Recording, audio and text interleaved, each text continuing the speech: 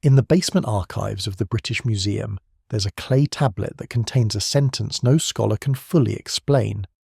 Catalogue number K3657, excavated from Nineveh in 1851, translated in 1984.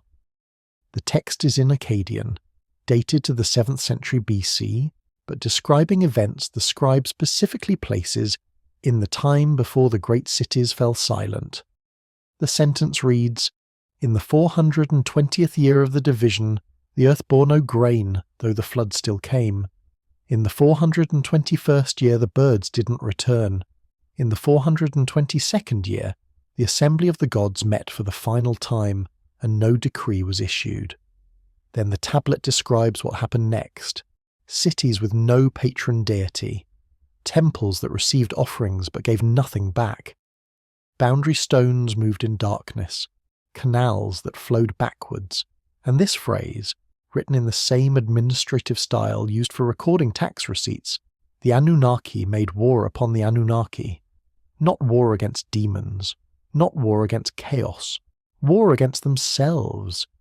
That single tablet sat untranslated in museum storage for 133 years, but it's not alone. At the University of Pennsylvania Museum, tablet CBS 10673 from Nipper breaks off mid-sentence while listing 7 deities who withdrew from 7 cities, each taking their archives, their appointed administrators, and their territorial authority. At the Louvre, fragments from Uruk describe gods abandoning their sanctuaries not by enemy action, but by their own decree, leaving populations defenceless against what the scribes call winds that carried poison for 3 harvests. In Baghdad's Iraq Museum, king lists from Eridu show reign lengths collapsing from spans of 28,800 years to mere decades, as if the fundamental nature of authority itself had changed.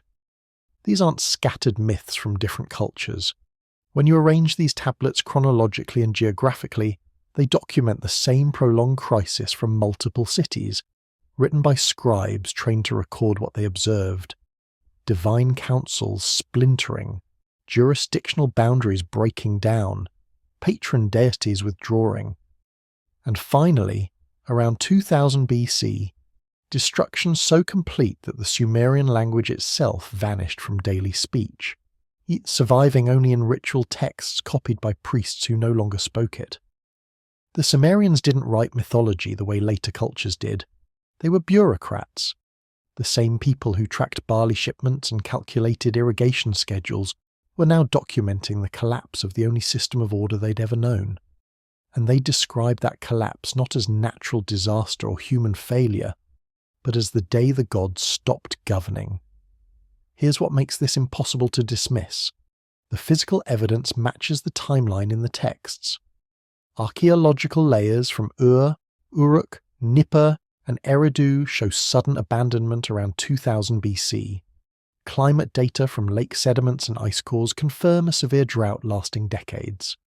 Cuneiform records from the period describe crop failures, mass migration, and the complete breakdown of intercity trade networks.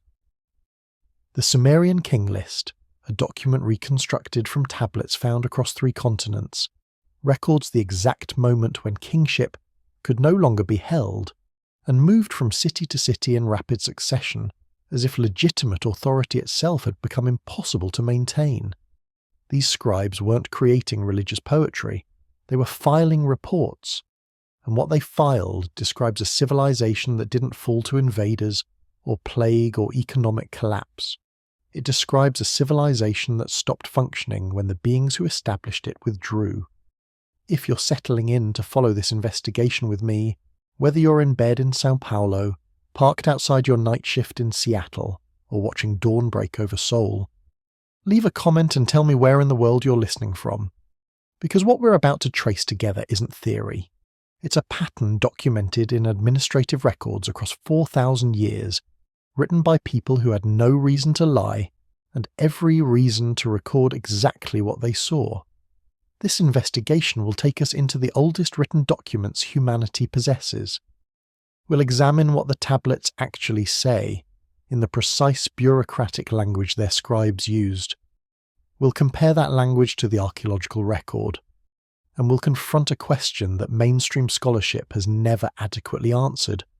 Why would administrators, trained in law and mathematics and agricultural management, suddenly start describing their world's collapse in terms of divine withdrawal, territorial division among gods, and weapons that burned without flame and left the earth poisoned?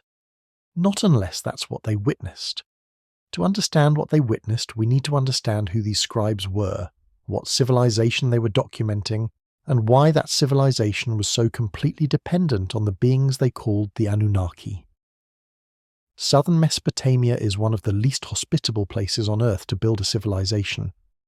The land between the Tigris and Euphrates rivers, in what is now southern Iraq, is flat, marshy, and floods unpredictably. There's no stone for construction, no timber for fuel, no metal deposits. Summer temperatures exceed 120 degrees Fahrenheit. The soil is fertile, but only if you can control the water. And controlling the water requires coordination across hundreds of miles of canal systems, synchronized labour from multiple settlements, and administrative oversight so precise that a single miscalculation can destroy an entire year's harvest. Yet around 4000 BC, villages became cities, not gradually, suddenly. By 3800 BC, Uruk covered nearly 600 acres and housed an estimated 40,000 people. By 3200 BC, the Sumerians had developed a complete writing system capable of recording complex legal codes, astronomical observations, medical procedures, and multi-generational historical narratives. This wasn't simple record keeping. This was a fully functional bureaucratic state with specialized labor, international trade, monumental architecture, and mathematical systems that wouldn't be equaled for 3,000 years. Mainstream scholarship attributes this to agricultural surplus and social evolution. But there's a problem with that explanation. It doesn't account for the speed. The archaeological record shows dramatic acceleration, not gradual development. And the Sumerians themselves, in their own administrative records, offered a completely different explanation for how their cities emerged. They said they were taught. They said the cities were founded by the Anunnaki. And they described these beings not as mythological symbols, but as physical governors with specific jurisdictions, residential complexes, family hierarchies, and direct administrative authority over urban centres and territorial regions. The word Anunnaki appears in thousands of Sumerian texts. It translates as princely offspring of An, referring to An or Anu, the sky god. But in the earliest records, the Anunnaki aren't described as distant spiritual forces. They're listed the same way human officials are listed, by name, by city, by area of authority, by household, by the resources allocated to them, and by the labour forces assigned to maintain their estates. Temple administrative records track offerings to specific deities as if they were living officials requiring regular service. Legal documents invoke deities as witnesses and enforcement authorities. City planning texts describe residential quarters built for divine governors, and king lists treat these beings' reigns with the same administrative precision used for human rulers, except the numbers are impossible. Each major Sumerian city had a patron deity who, according to every surviving record, physically resided there. Enki governed Eridu and controlled the freshwaters beneath the earth. Enlil ruled Nippur and held authority over storms and agriculture. Nana oversaw Ur. Inanna held Uruk. These weren't symbolic associations. Temple complexes functioned as administrative centres where divine governance, human management, and economic coordination merged into one integrated system. The deity lived in the temple complex. Human administrators served in the deity's household. The city existed as that deity's territorial jurisdiction. And here's the part that makes this more than mythology. The cities are real. Eridu, Bad Tibira, Larak, Sippar, Shurupak, all confirmed through excavation. Eridu's temple precinct shows continuous occupation and rebuilding for over 3,000 years. 18 distinct construction phases, each built directly on top of the last, indicating unbroken ritual and administrative importance across millennia. You don't maintain a site that long for a symbol. You maintain it because authority resides there.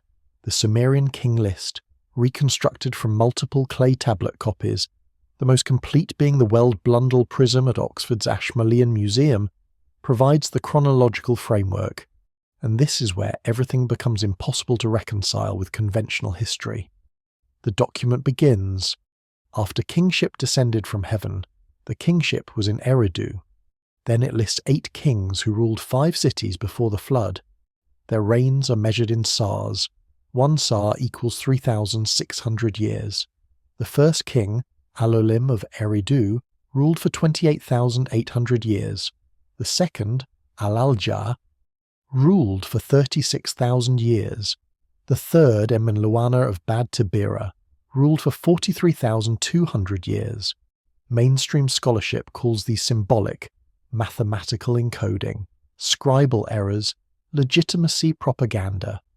And that argument works until you examine how the text is written. The king list uses the exact same administrative format for these impossible reigns as it does for later kings with normal human lifespans. Same grammatical structure, same accounting style, same matter-of-fact tone. There's no mythological framing, no poetic language, no indication whatsoever that the scribe considered these numbers differently from any other data being recorded. It's written like a tax record. Then comes the break. Then the flood swept over. After the flood had swept over, when kingship was lowered from heaven, and the kingship was in Kish. After that line, reign lengths collapse. Post-flood kings rule for 300 years, 400 years, still extraordinary, but nothing like before, and the text offers no explanation for why this changed. It simply records it as observable fact, the same way it records kingship moving from city to city. But other texts describe what happened next, not in epic poetry, in administrative records, temple archives, lamentation texts, written by scribes who tracked grain storage and labour assignments, now documenting something their entire system of order couldn't survive. They describe divine councils splitting, territories dividing, patron deities withdrawing from cities, and finally, around 2000 BC, collapse so total that everything the Sumerian world had built for over 1500 years simply ceased to function. The question isn't whether these scribes believed in gods.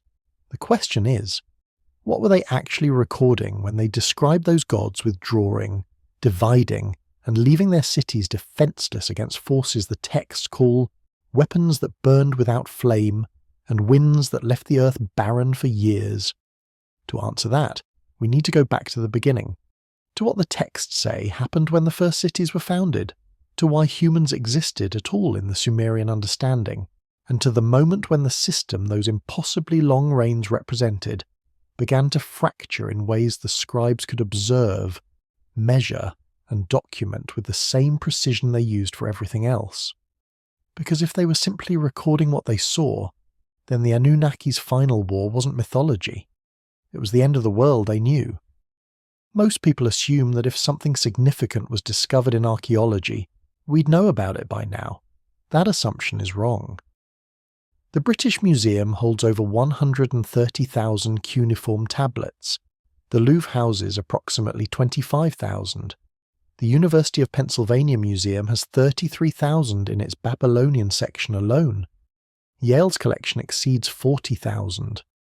The Iraq Museum in Baghdad, before the looting in 2003, catalogued more than 70,000 tablets, many of which have never been photographed, let alone translated.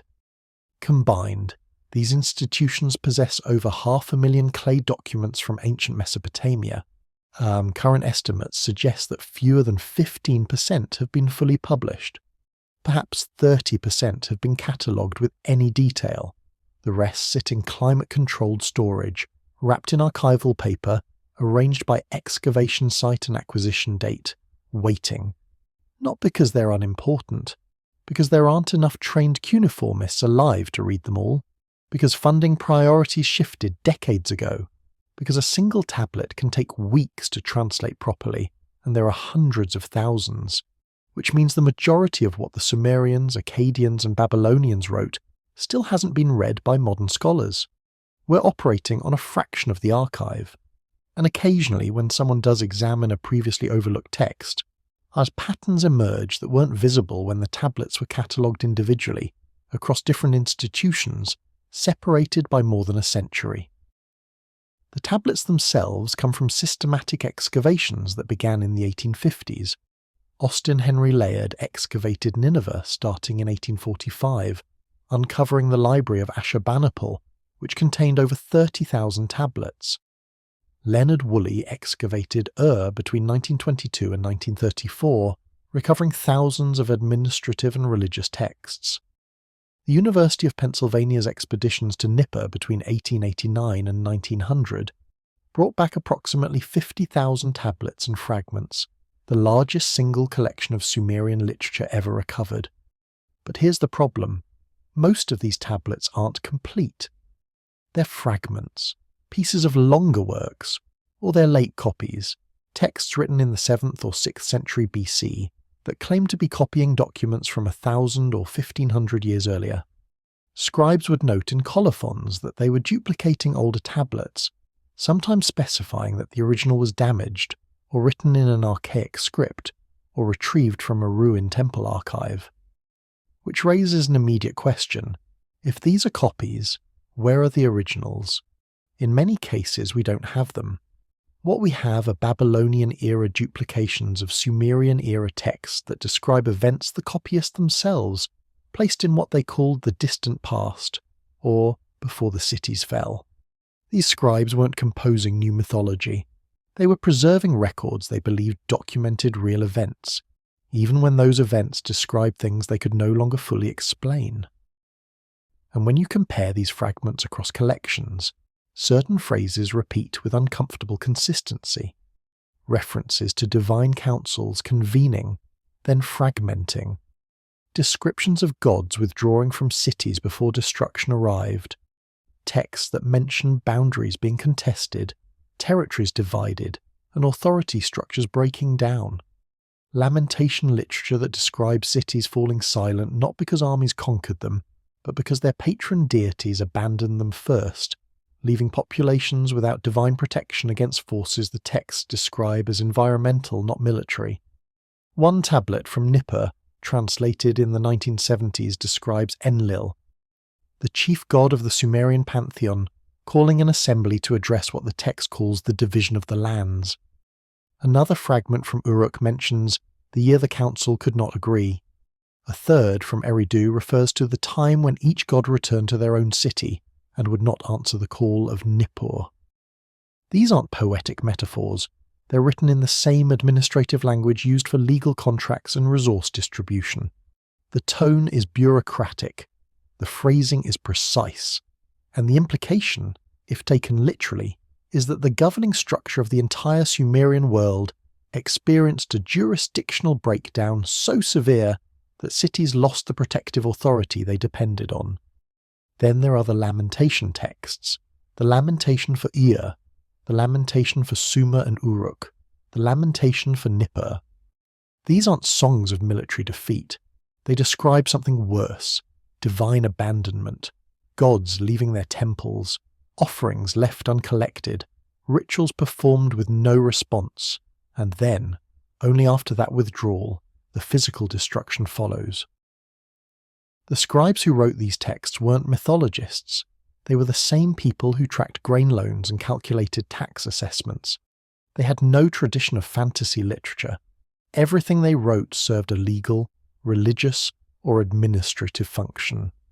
So when they describe gods departing, councils dividing, and cities falling because protection was withdrawn, the question isn't whether they believed in gods. The question is, what were they actually documenting? If these tablets weren't meant as myths, who wrote them, and what world were they trying to preserve? The Sumerian language has no word for myth. It has words for account, record, decree, and testimony.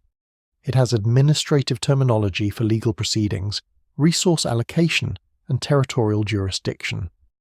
But the conceptual category we call mythology, stories understood as symbolic rather than factual, doesn't appear in Sumerian literature the way it does in later Greek or Roman traditions. Which means when Sumerian scribes wrote about the Anunnaki, they weren't composing religious allegory, they were filing documentation. The term Anunnaki itself is etymologically straightforward. Anu refers to An, the sky god, the highest authority in the Sumerian pantheon. Kai means earth. The suffix Naki denotes offspring or descendants. The full translation, princely offspring of heaven and earth, or more literally, those who from heaven to earth came. But here's what makes the terminology strange. The Anunnaki aren't described uniformly across all texts. Sometimes they're listed as a council of 7, sometimes 50. In later Babylonian sources the number expands to 300, and they're distinguished from other divine categories, specifically the Igigi, who are described in some texts as performing labour for the Anunnaki, and from city patron gods, who held direct governance over specific urban centres. This isn't inconsistency, it's hierarchical categorization. The texts describe a stratified administrative system where different classes of divine beings held different roles, jurisdictions and responsibilities. The Anunnaki appear most frequently in contexts involving councils, decrees and territorial assignments. The Igigi appear in creation and labour narratives. City gods appear in temple records, legal contracts and economic archives. And it's in those economic archives that the framework becomes impossible to dismiss as metaphor. Temple complexes in Ur, Uruk, Nippur and Lagash functioned as the primary economic institutions of their cities. They weren't just religious centres, they were landlords controlling vast agricultural estates. They employed thousands of workers, farmers, herders, craftsmen, scribes, priests.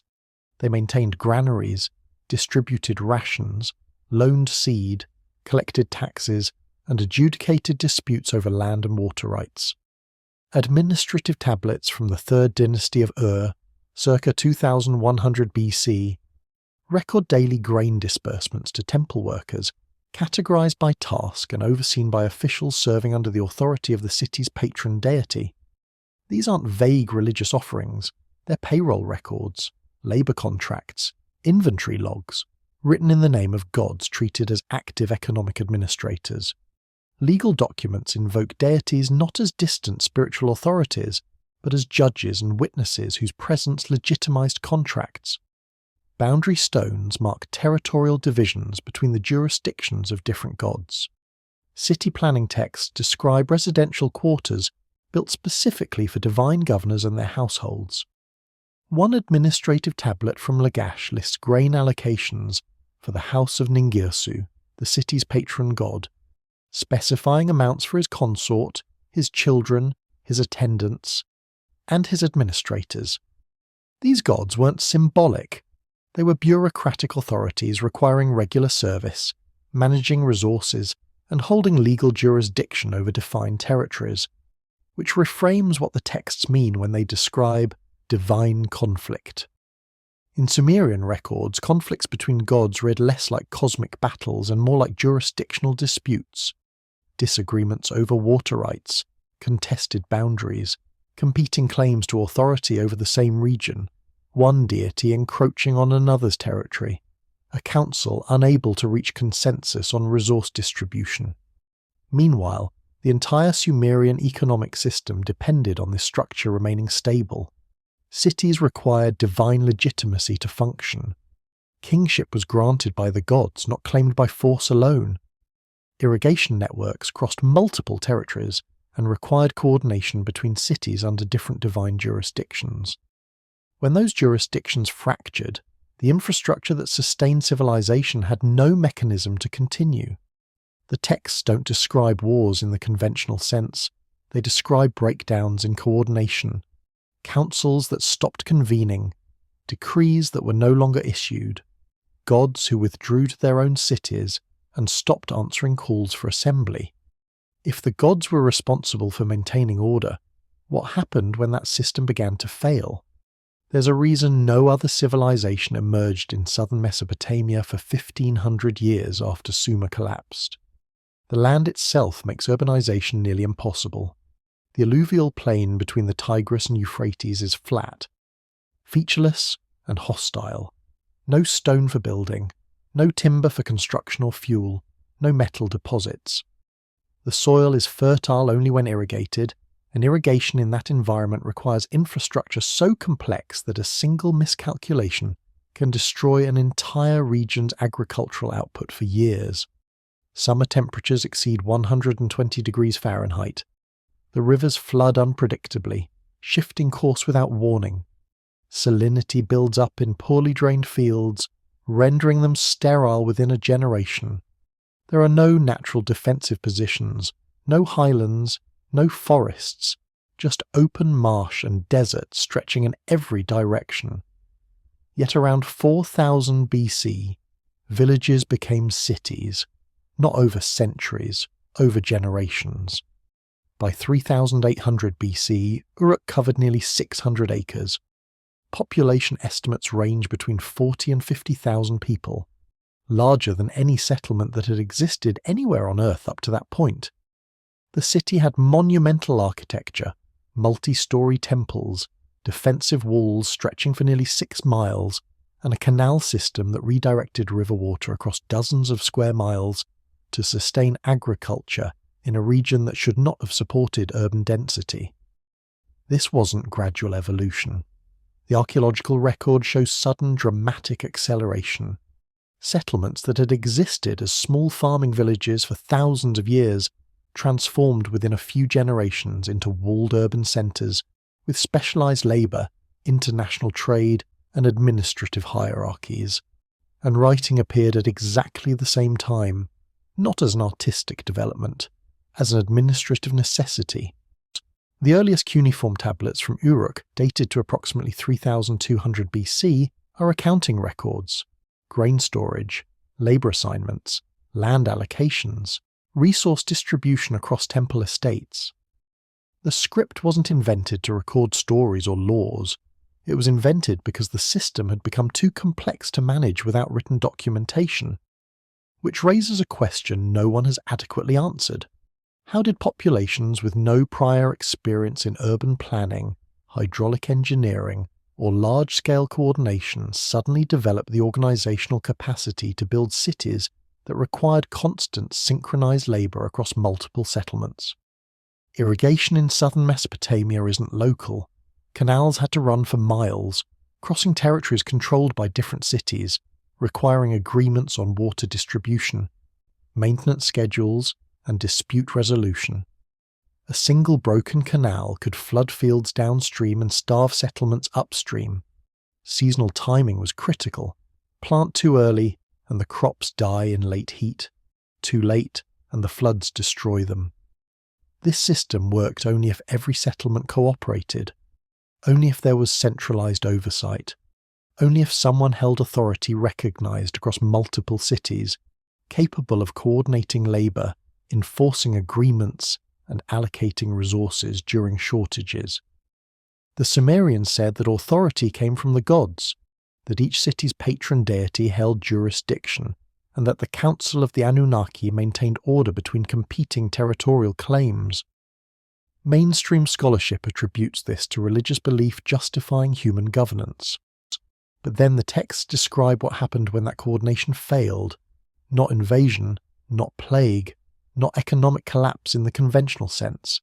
The text describes cities still standing, population still present, but the infrastructure falling silent, canals no longer maintained, boundary disputes no longer adjudicated, offerings made but not collected, councils called but not convened.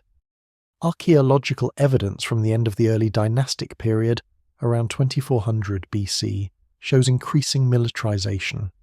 Cities that had coexisted for centuries suddenly building higher walls, digging defensive moats, and producing weapons in quantities that suggest preparation for sustained conflict, not against Waibu invaders, against each other. Irrigation networks show signs of deliberate sabotage, canals blocked, dikes breached.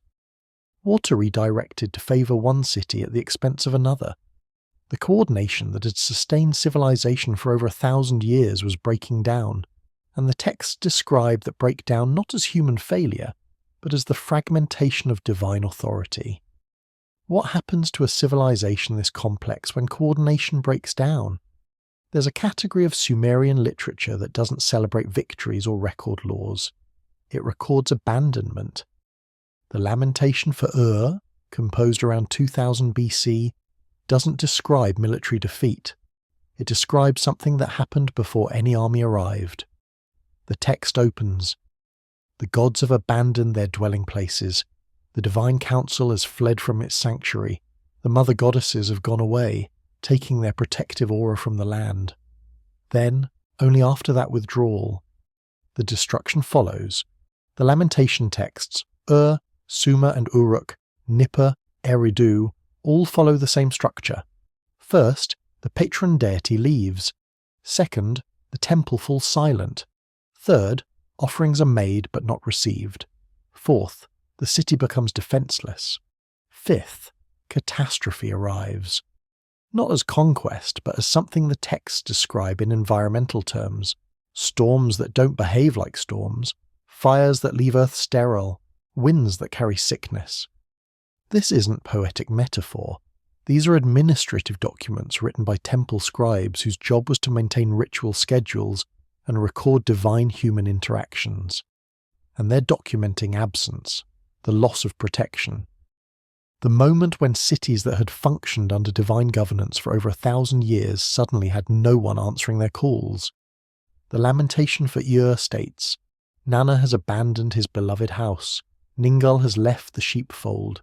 The city is destroyed by a storm, though no enemy has come."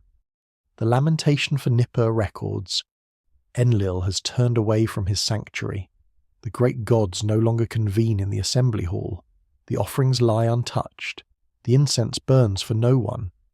One fragment from Uruk contains a line that appears nowhere else in Mesopotamian literature.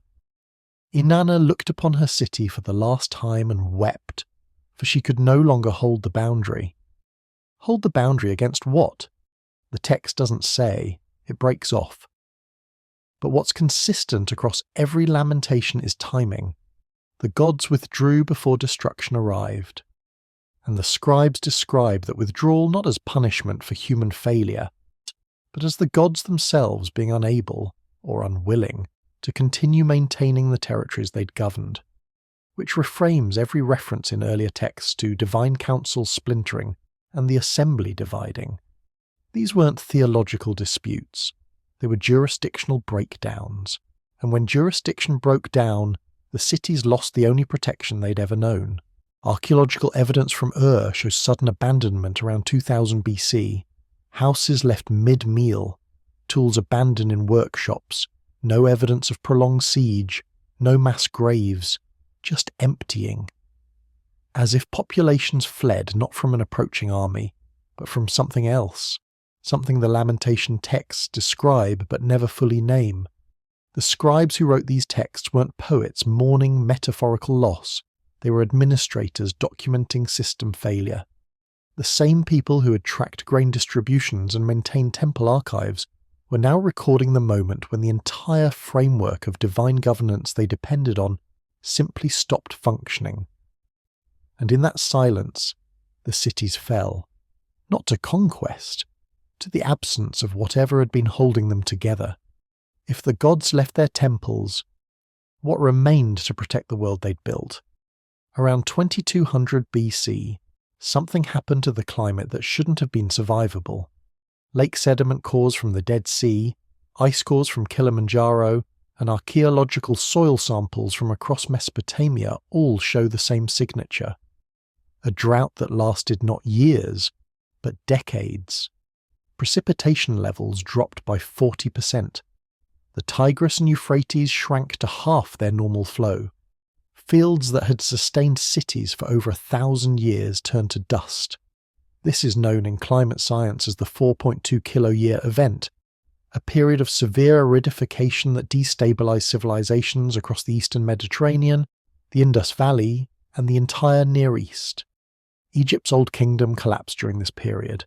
The Akkadian Empire disintegrated.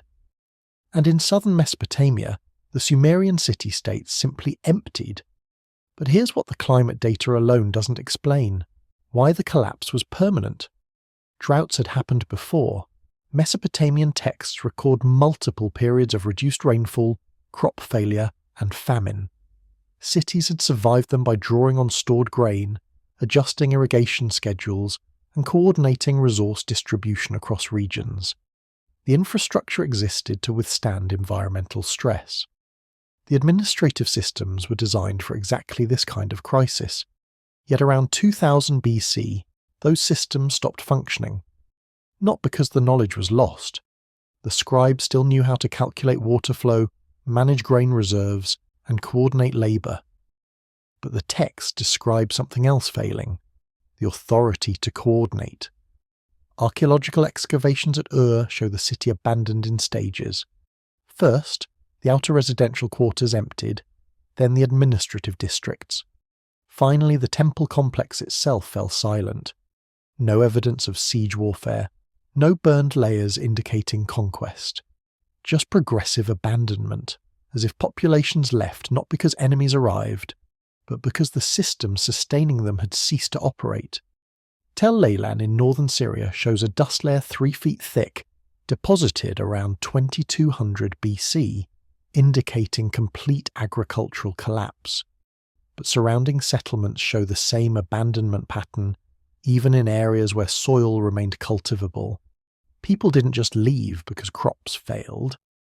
They left because the coordinated networks that sustained urban life, trade routes, irrigation maintenance, legal arbitration, a resource distribution, had broken down entirely, and the Sumerian language, which had been the administrative and literary language of the region for over 1500 years, retreated within 200 years to scribble schools and religious rituals. By 1800 BC, it was no longer spoken in daily life.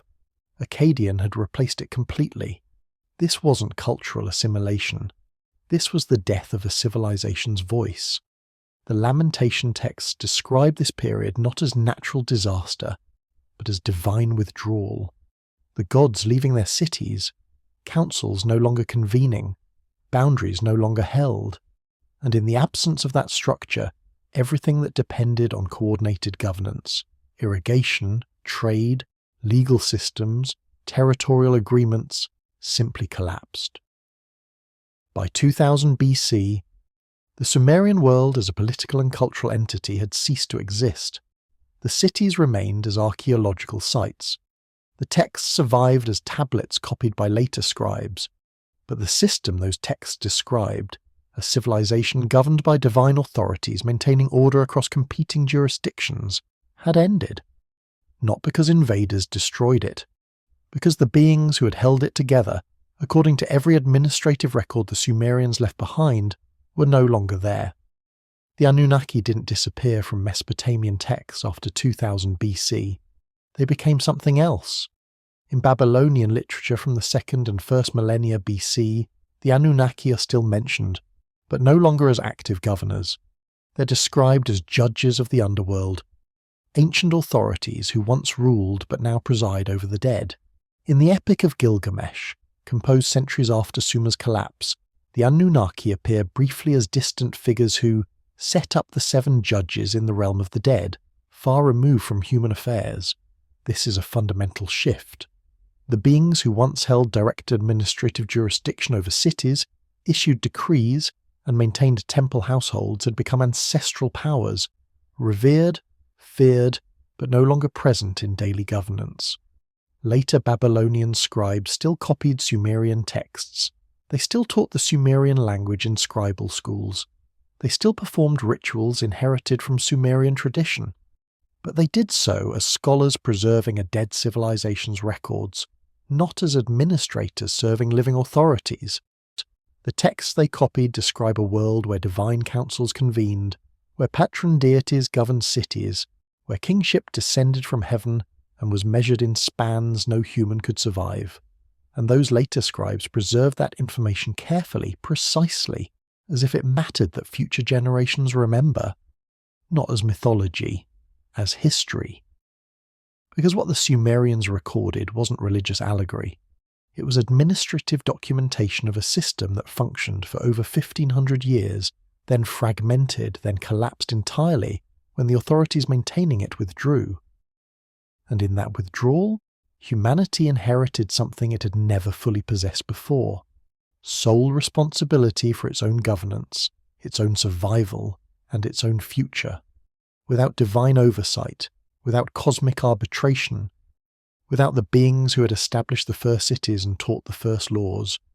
The tablets remain, quiet, waiting in archives across 3 continents, most still unread, many still untranslated, preserving the memory of a world that ended not with war, not with conquest, but with absence.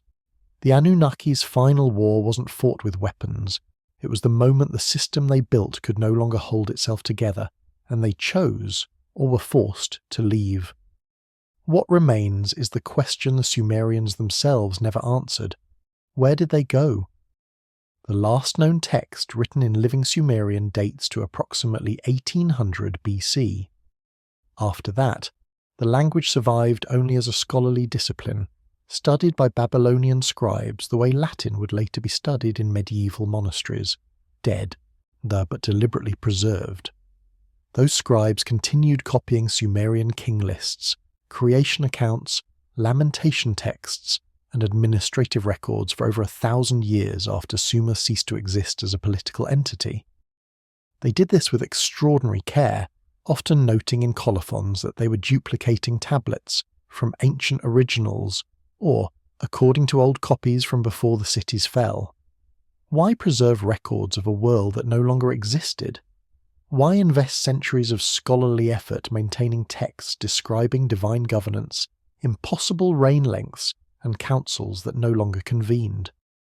Because those texts weren't mythology.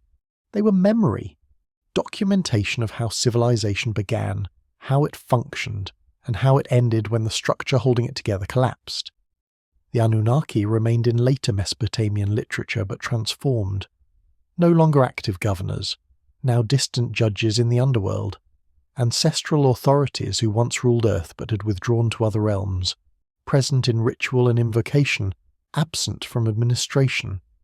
Humanity inherited what they left behind: cities, writing, law, agriculture, mathematics, and the responsibility to maintain those systems without divine coordination. The tablets remain, quiet, scattered across museums and archives, most still unread, many still untranslated, preserving a record that future generations might understand differently than we do now. The Sumerian scribes who documented their world's collapse didn't write conclusions, they wrote observations, and what they observed was a system that functioned for over 1,500 years, then fragmented when the authorities maintaining it, whatever those authorities actually were, could no longer hold it together. The question isn't whether the gods were real. The question is, what were the Sumerians actually recording when they described a world where divine governance was present, functional, and then suddenly, irrevocably absent? The clay tablets sit in storage, quiet, catalogued but largely unread. Most will never be translated, not because they're unimportant, but because there aren't enough scholars, enough funding, or enough time, which means the majority of what the Sumerians wrote about their world's collapse still hasn't been examined by modern eyes. We're operating on fragments, partial evidence, incomplete patterns, and yet, even from those fragments, a coherent record emerges. Not mythology, not religious allegory, administrative documentation of a system that functioned for over 1,500 years under what the scribes described as divine governance, then fractured, fragmented, and finally collapsed when that governance withdrew. The texts don't explain why the Anunnaki left. They only record that they did, that councils stopped convening, that patron deities abandoned their temples, that cities lost protection, that kingship wandered, that the language itself died, and in the silence that followed humanity continued, without divine arbitration, without cosmic oversight, responsible, for the first time, for maintaining the civilization the gods had built. The Sumerians preserved this record carefully, deliberately, as if it mattered that future generations know there was a time when the world was governed differently, when authority descended from heaven, when impossibly long reigns were documented as fact, and then that time ended, not with war, with withdrawal. The question the tablets leave unanswered, the question that 500,000 clay documents scattered across museums worldwide still can't resolve, is simple. What were they recording? By the time Babylonian scribes were copying these texts, the world they described had been gone for over 1,000 years, yet they preserved them with extraordinary precision. King lists, lamentation texts, creation accounts, administrative records describing divine governance, impossible reign lengths, and councils that once held civilization together. They marked these copies carefully, according to ancient originals, from tablets before the flood, copied faithfully though the words are difficult. Why preserve documentation of a system that no longer existed? Why teach a dead language to generation after generation of scribes who would never speak it outside ritual? Because those texts weren't mythology. They were memory, evidence that civilization had once functioned differently, that authority had descended from somewhere other than human ambition, that the first cities were built under coordination humanity hadn't achieved on its own. And when that coordination collapsed, when divine councils fragmented, patron deities withdrew, and temples fell silent, humanity inherited responsibility it had never fully possessed before. The tablets remain, quiet in their archives, most still untranslated, preserving a record of governance, collapse, and withdrawal that the scribes who documented it treated not as religious allegory, but as observable fact. The Anunnaki's final war wasn't violence. It was the irreversible moment when the beings who had maintained order for over 1,500 years could no longer, or would no longer, hold the system together. And in the silence they left behind, we built everything that followed. Perhaps one day, in archives we haven't yet imagined, someone will read our records and wonder the same thing the Babylonian scribes must have wondered. Copying texts about gods who once governed Earth, were they recording what they believed, or what they remembered?